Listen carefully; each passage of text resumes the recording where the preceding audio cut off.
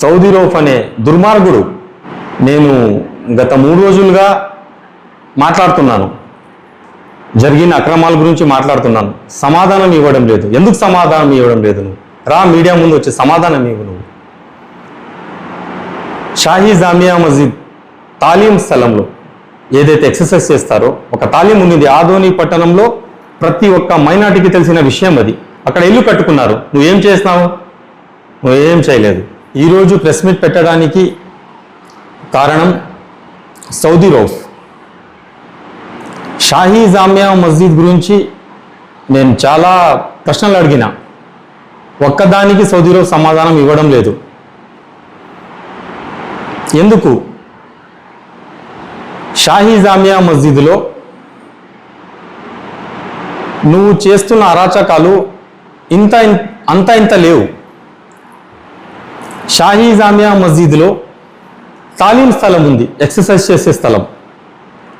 ఆ తాలీం స్థలంలో నీ అనుచరులు, నీ గూండాలు, నీ రౌడీలు ఇల్లు కట్టించుకున్నారు.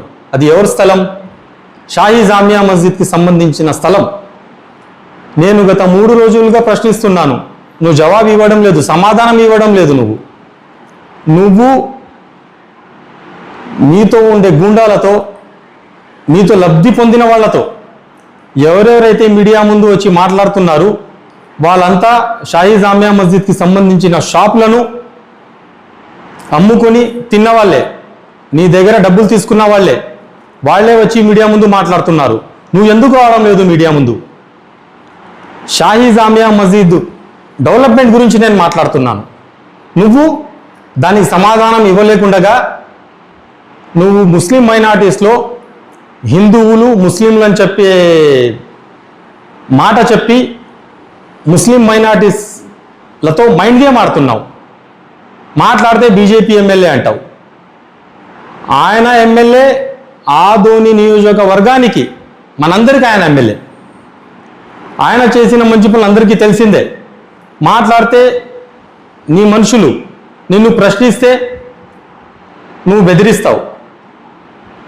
నీ గూండాలు, నీ అనుచరులు, నీతో ఉన్న రౌడీలు నన్ను మీడియా ముఖంగా బెదిరిస్తున్నారు. ఈరోజు నేను భయపడే వ్యక్తిని కాదు. సౌదీ రౌఫ్, షాహీ జామియా మస్జిద్ అది అల్లా ఇల్లు. నువ్వు నా కుటుంబం మీద దాడి చేస్తే నేను భయపడను. నువ్వు దాడి చేయాలనుకున్నావా చెయ్యి. నన్ను కొట్టించాలనుకున్నావా నీ రౌడీలతో కొట్టించు. నన్ను చంపాలనుకున్నావా చంపు. నేను షాహీ జామియా మస్జిద్ కోసం నా ప్రాణాలు కూడా వదులుకోనికి రెడీగా ఉన్నా.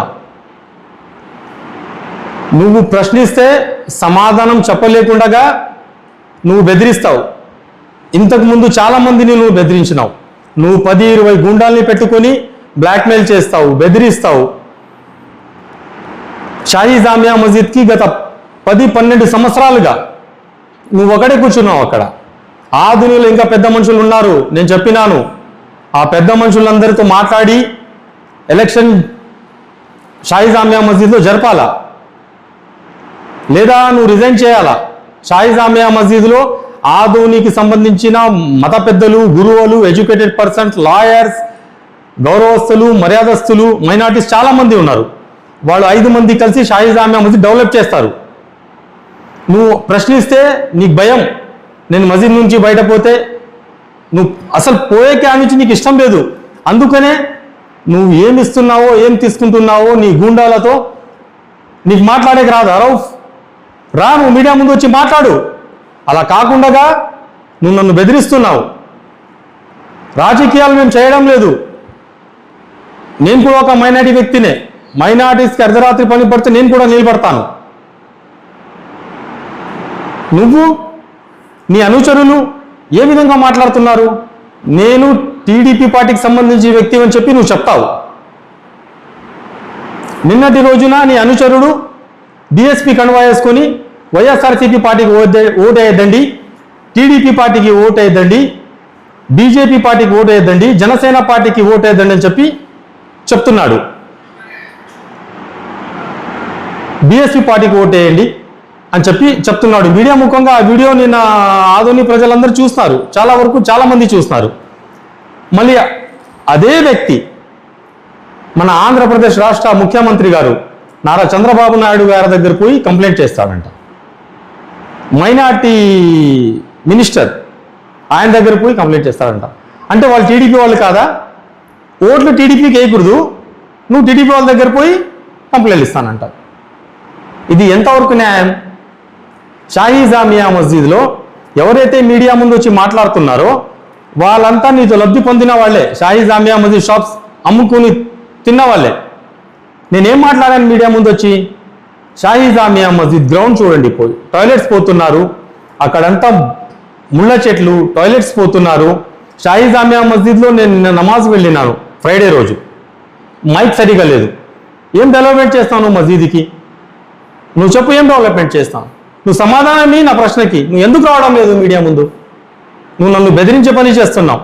ఇలా ఇంతకుముందు ఎంతమందిని బెదిరించినావు ఆధునిక ప్రజలకి అందరికీ తెలుసు. ఏం డెవలప్మెంట్ కాలేదు. ఎవడు డెవలప్ అవుతున్నాడు, ఎవరు బిజినెస్లు డెవలప్మెంట్ అవుతున్నాయి ఆధునిక ప్రజలు అందరూ చూస్తున్నారు. హవానాపేటలో నువ్వు పెట్టుకున్న గుజరీల నుంచి ఆ ప్రాంతంలో, ఆ రోడ్ నుంచి, ఆ ప్రాంతంలో నుంచి వెళ్ళే వ్యక్తులకు చాలా ఇబ్బందిగా ఉందని చెప్పి కూడా అడిగినాను. నువ్వు ఒక్క ప్రశ్నకు సమాధానం లేవు.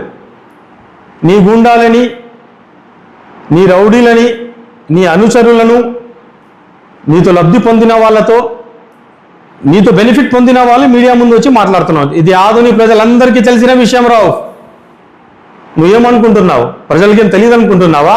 ప్రజలు ప్రతి ఒక్కటి గమనిస్తున్నారు. రాబోయే రోజుల్లో నీకు తెలుస్తుంది నీ గతి ఏమవుతుందని చెప్పి. మైనారిటీస్కి అంతా అర్థమవుతుంది. మైనారిటీస్ అంతా గమనిస్తున్నారు. నువ్వు ఎంతమందికి బెదిరిస్తావు, ఎంతమందికి బ్లాక్మెయిల్ చేస్తావు? నీ అరాచకాలు ఇక సాగవు రావు. నా గురించి వ్యక్తిగతంగా దాడులు, నన్ను నేను భయపడను. నీ చేత ఏమైతే అది చేసుకో. నేను అల్లా ఇల్లు కాపాడేకి, అల్లా కా ఘర్ కాపాడేకి నేను ముందు కూడా చెప్పినా, ఎప్పుడు కూడా చెప్తున్నా, నేను దేనికైనా రెడీ. నమస్కారం, నా పేరు జాఫర్, ఆధునిక మైనార్టీ మోర్చా ప్రెసిడెంట్.